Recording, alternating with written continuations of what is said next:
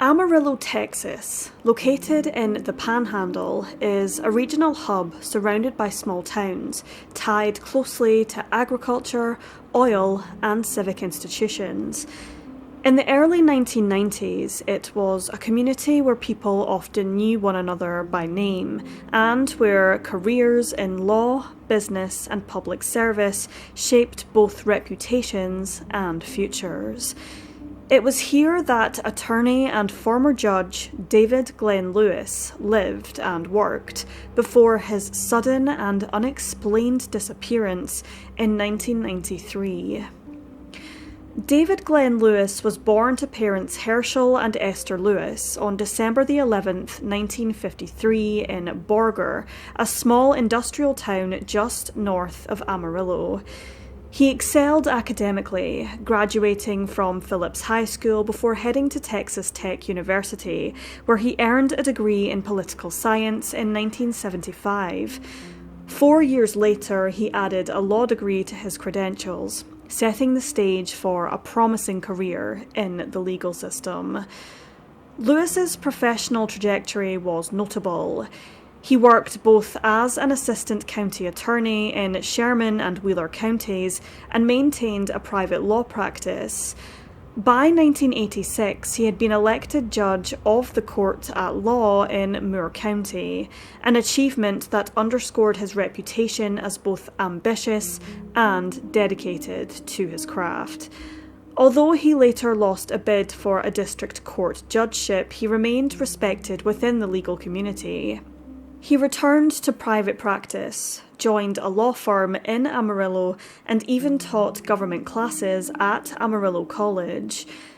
Outside of his career, Lewis was a devoted husband and father, marrying Karen in 1982 and having a daughter together, Lauren. Family and friends described him as community-oriented, active in groups such as the Boy Scouts and United Way. His life was, in many ways, emblematic of middle-class success in Amarillo.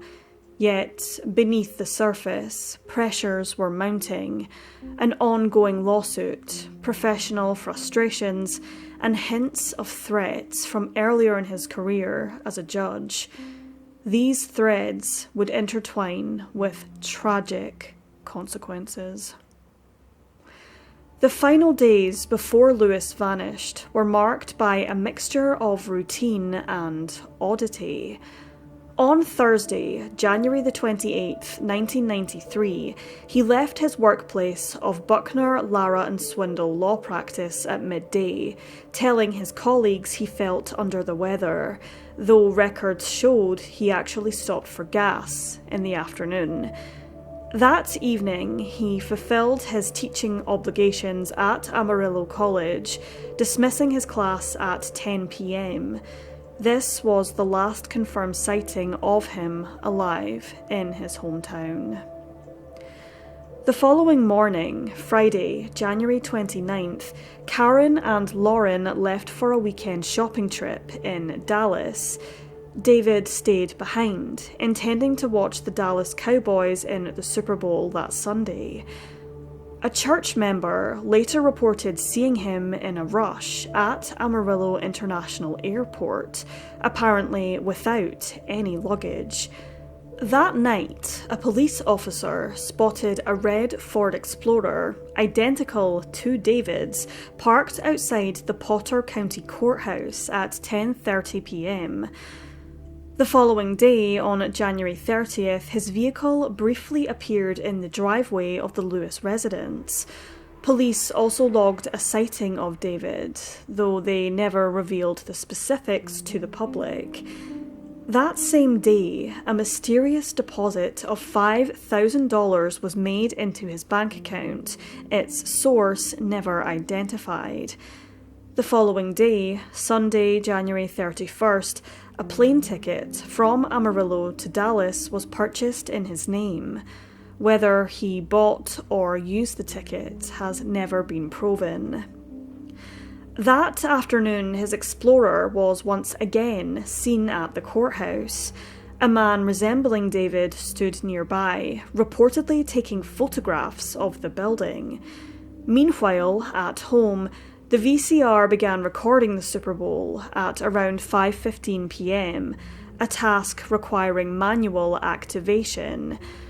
Karen and their daughter returned after the game to find David absent, 2 sandwiches in the refrigerator, and his wedding ring and watch left on the kitchen counter. It looked as though he had simply stepped out, expecting to return.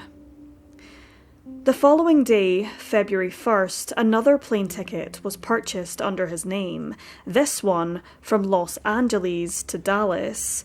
That same day, a Dallas taxi driver recalled transporting a somewhat nervous man resembling David from a hotel to the airport. The man, once again, held no luggage, but carried a large roll of $100 bills. By then, back in Amarillo, Karen realised David had missed 2 appointments and filed a missing persons report. Police soon located his Explorer vehicle once again by the courthouse, this time with his keys, credit cards and driver's licence tucked under the floor mat. What happened next remains one of the greatest enigmas of this case. At approximately 10:30 p.m. Pacific Time on February the 1st of 1993, more than 1,600 miles away from Amarillo, motorists driving on State Route 24 near Moxie, Washington, spotted a disoriented man wandering into the roadway. Concerned, they turned around to warn oncoming traffic. Only minutes later, they found him lying lifeless on the asphalt. He had been struck in what appeared to be a hit and run, with witnesses recalling a Chevrolet Camaro speeding away from the scene. The man carried no identification and was listed simply as John Doe. His appearance puzzled investigators. He wore camouflage fatigues and work boots, clothing his family would later insist he never owned. His eyeglasses were missing from his face, though they were later found tucked into a pocket. Toxicology showed no drugs or alcohol in David's system. His death certificate recorded blunt force trauma from the vehicle as the cause, but whether his presence in Washington was voluntary, coerced, or accidental remained a mystery. Back in Texas, police scoured for leads. The unexplained deposit into David's bank account, the plane tickets purchased in his name, and the repeated sightings of his vehicle at the courthouse raised more questions than answers. Some speculated his legal career had drawn dangerous enemies. He had received threats during his judgeship, and shortly before his disappearance, he had been entangled in a contentious lawsuit. Strangely, files related to that case vanished around the same time that he did, and were never located. Police, however, grew sceptical of foul play. They noted David's election loss years earlier, pressures at his firm, and the lawsuit against him. To them, his vanishing carried the, quote, earmarks of suicide, though this explanation failed to convince his family and friends. By mid-1993, investigators admitted that they had reached a dead end. In 2002, the case was formally closed, with the conclusion that David had left of his own volition. A breakthrough came, not from Texas, but from Washington. In 2003, Detective Pat Ditter of the Washington State Patrol began re-examining unidentified dissidents using new tools, including Google, then an emerging search engine. Searching for men matching John Doe's description, he came across entries for missing persons, including David Glenn Lewis. Photographs of Lewis bore a striking resemblance to the deceased man. A DNA test confirmed the connection. John Doe from Moxie was indeed David. In October of 2004, the University of North Texas reported a 99.91% genetic match to Lewis's mother. After 11 years, the two cases were joined, and David's remains were returned to Texas for reburial. While the identification solved one riddle, it raised others. How had David travelled 1,600 miles in less than 24 hours? Why was he dressed in unfamiliar clothing? What happened to the large sum of cash reportedly in his possession? None of it was ever recovered. If he carried the $5,000 spotted by the taxi driver, it disappeared without trace by the time he died. Speculation abounds. Some believe David was abducted, citing his courthouse visits, the missing documents, and the suspicious deposit. Others propose he was coerced into delivering sensitive files in exchange for money, a situation where failure or betrayal could have sealed his fate. The camouflage clothing, some suggest, may have been intended to disguise himself as a drifter or even a hunter, ensuring investigators dismissed him more easily.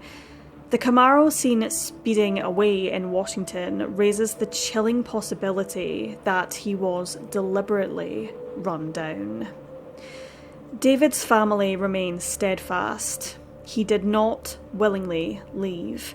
He had been excited for his daughter's birthday and his career prospects. He was engaged in his community and in no apparent despair. The official explanation of voluntary disappearance has never sat comfortably with those closest to him. The case of David Glenn Lewis stands as one of the most haunting mysteries in Texas to date.